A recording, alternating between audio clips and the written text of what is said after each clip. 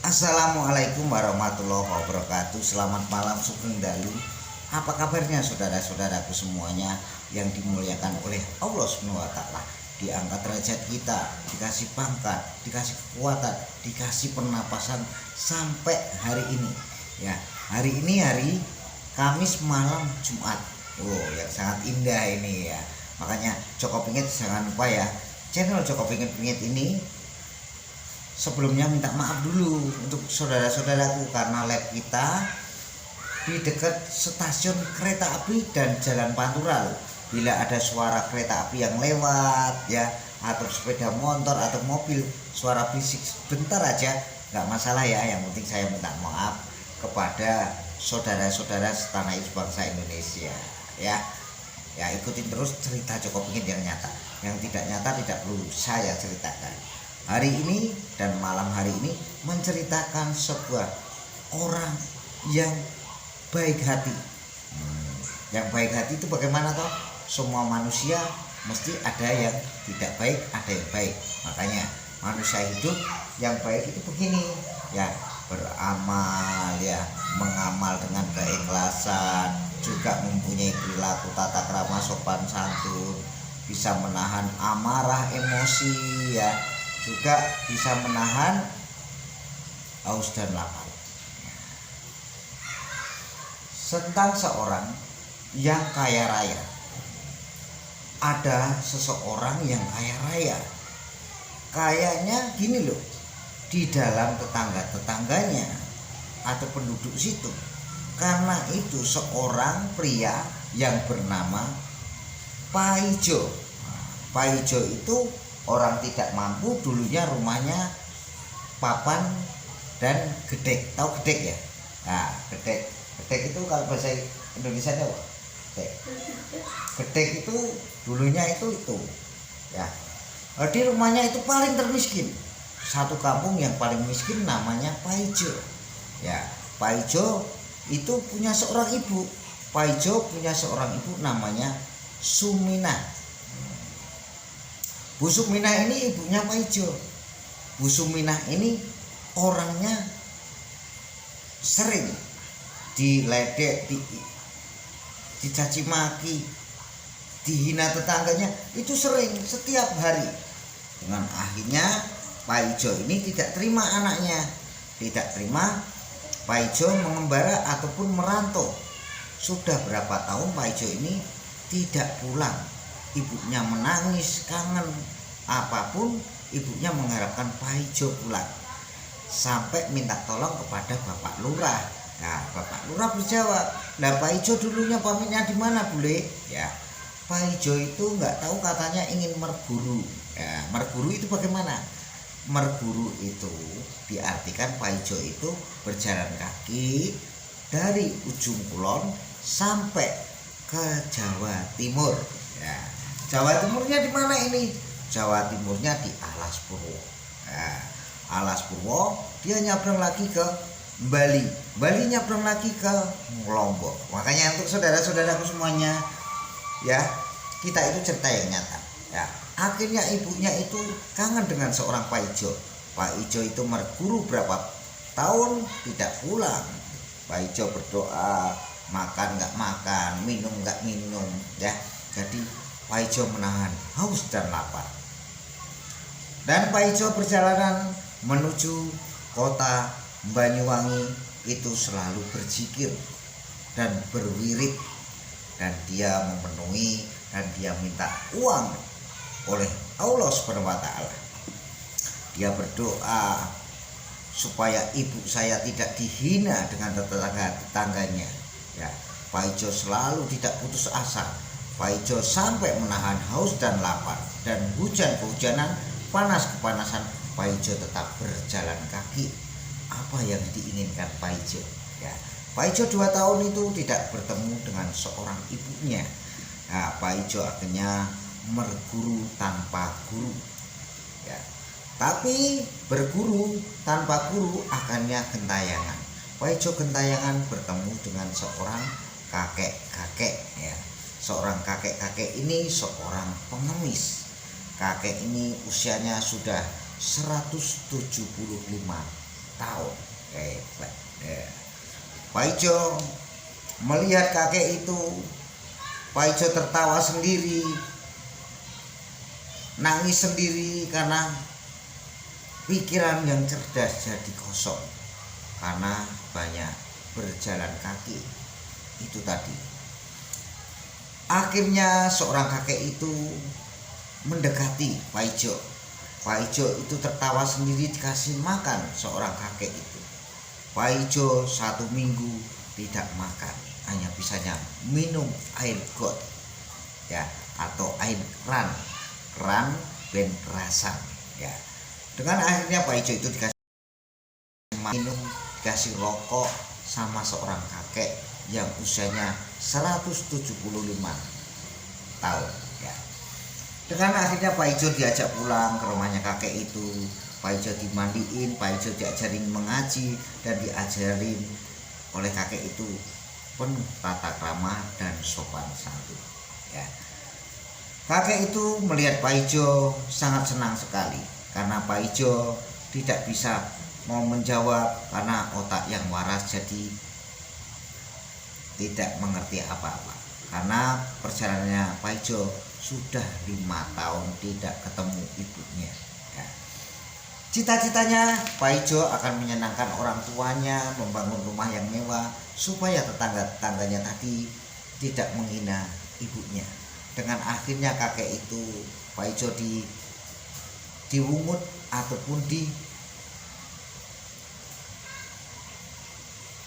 kakek itu kan tidak punya anak. Pak Ijo diangkat menjadi anaknya sama seorang kakek yang usianya 175 tahun ya. Pak Ijo dikasih warisan, Pak Ijo dikasih harta kekayaannya seorang kakek itu. Padahal rumahnya kakek itu tidak jauh dari gubuknya yang Pak Ijo diajari mengaji dan diajari tata krama sopan santun kepada yang tua. Akhirnya Pak Ijo menurut, akhirnya Pak Ijo sadar otaknya dan ingat seorang ibunya. Bilang begini sama kakek itu, "Kek, Mbah, saya itu punya seorang ibu. Ibu saya 5 tahun saya Pak Ijo nggak pulang. Mana rumahmu? Ayo kita ke rumah saya, tapi saya orang tidak punya." "Yang benar Pak Ijo." "Ya kek, saya ini tidak punya apa-apa. Saya punyanya kejujuran dan ketulusan dan sopan santun tata krama. Aku punyanya seperti itu." Dengan akhirnya kakek itu terpesona dengan bicaranya Pak Ijo, karena Pak Ijo orang yang jujur dan tulus apa adanya. Dengan akhirnya Pak Ijo itu dikasih tahu dan dikasih harta kekayaan seorang kakek yang usianya 175 tahun tadi. Akhirnya Pak Ijo disuruh membawa kotak. Kotak itu berisi cek dan sertifikat tanah ya. Kakek itu dia terasa ingin pulang. Pulang kemana? Ini kan rumah kakek. Iya, saya ingin pulang ya. Nah, Pak Ijo itu dikasih surat-surat tanah yang banyak sekali. Tapi Pak Ijo itu berjanji akan merawat kakek itu. Dan akhirnya Pak Ijo sama kakek itu pulang ke rumahnya Pak Ijo. Dengan akhirnya senang. Maaf ada kereta lewat.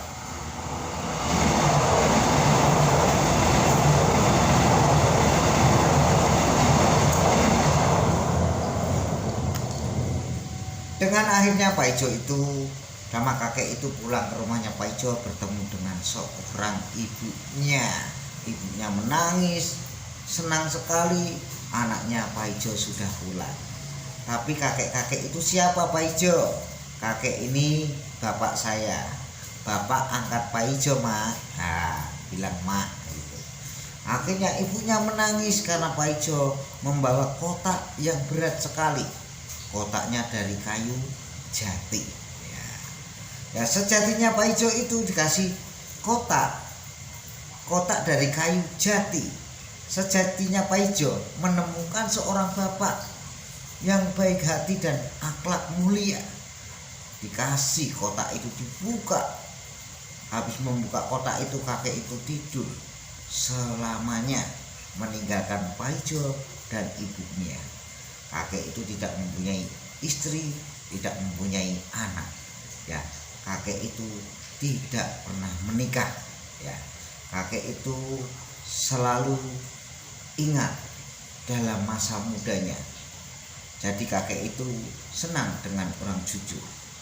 Kakek itu cita-citanya zaman dahulu waktu mengawal seorang presiden pertama di Indonesia, Bapak Soekarno, itu dia mempunyai ketulusan dan kejujuran.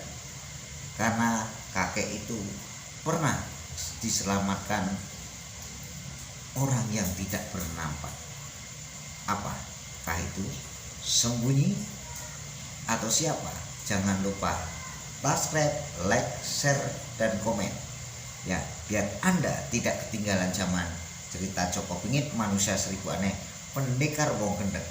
Orang berakhlak baik akan dimudahkan rezekinya dan akan dimudahkan mencari uang. Itulah, bila akhlak kita baik, pikiran baik, semua serba baik, kita mempunyai hanya satu saja: kejujuran, tata krama, sopan santun. Kewajiban kita selama masih hidup di dunia ini mempunyai tata krama dan sopan santun, kewajiban kita semuanya. Untuk saudara-saudaraku, hari ini hari Kamis malam Jumat sangat indah dan istimewa. Ya, Joko Pingit selalu cerita yang nyata, yang tidak nyata tidak perlu saya ceritakan. Dengan akhirnya Paijo membagi orang yang menghina ibunya, yang menghina siapapun, dikasih uang semua sama Paijo. Paijo akhirnya rumahnya 3 triliun. 3 triliun itu nominalnya membangun sangat super mewah. Ya, dengan akhirnya Paijo beramal, beribadah, dan dia banyak sholat dan berzikir dan mewirid. Akhirnya Paijo biarpun kaya tapi akan tetap berjalan kaki. Karena Paijo pernah berjanji, kalau aku kaya raya, punya uang, punya rumah mewah, ibu saya akan kumuliakan. Dengan akhirnya bertemu dengan seorang kakek yang usianya 175 tadi. Akhirnya kakek itu sudah meninggalkan Paijo dan ibunya Paijo. Akhirnya kakek itu dikubur di rumahnya Paijo, dibikin istana yang megah, dikasih lambang bendera sang merah putih. Dinamakan Mbah ini memperjuangkan saya sampai aku menjadi orang yang dihormati dan dipintarin oleh tetanggaku. Kakek itu akhirnya senang melihat Paijo dan ibunya membangun rumah yang harga nilai sangat luar biasa. Akhirnya tetangga-tetangganya itu mengikuti jejak Paijo. Jejak Paijo itu orang kaya raya, miliaran, triliunan, tapi dia tetap berjalan kaki. Karena Paijo itu suka merendahkan diri. Akhirnya Paijo itu dihormati dan disegani orang. Akhirnya Paijo dapat pangkat dan derajat menjadi kepala desa. Nah, Paijo akhirnya berterima kasih kepada Allah SWT dan ibunya yang melahirkan Paijo. Paijo menangis dan akhirnya Paijo diangkat derajatnya, dikasih pangkat, dikasih kelebihan, dikasih kenikmatan, dan dikasih merasakan. Akhirnya Allah menaikkan derajat Paijo menjadi kepala desa. Akhirnya warga-warganya menyenangi Paijo menjadi seorang yang lebih bagus lagi. Dengan akhirnya Paijo bertemu dengan seorang wanita yang bernama Sukini. Sukini itu seorang kembang desa yang cantik jelita dan murah senyum dan mempunyai tata krama, sopan santun, dan kejujuran. Paijo bilang sama Sukini, akhirnya menikah dan lamaran, dan dia menjadi sah, hukum sah negara, menjadilah suami istri. Akhirnya Paijo sama Sukini mempunyai anak satu bernama Adi Gede Arya. Adi Gede Arya ini seorang yang sangat mempunyai keistimewaan. Lahir putra pertama anak Paijo dan Sukini. Akhirnya Adi Arya ini mempunyai lebih dan sangat super mewah. Nah, untuk saudara-saudaraku semuanya, jangan lupa like, share, subscribe biar Anda mendapatkan wawasan dari Joko Pingit, cerita yang nyata. Wassalamualaikum warahmatullahi wabarakatuh.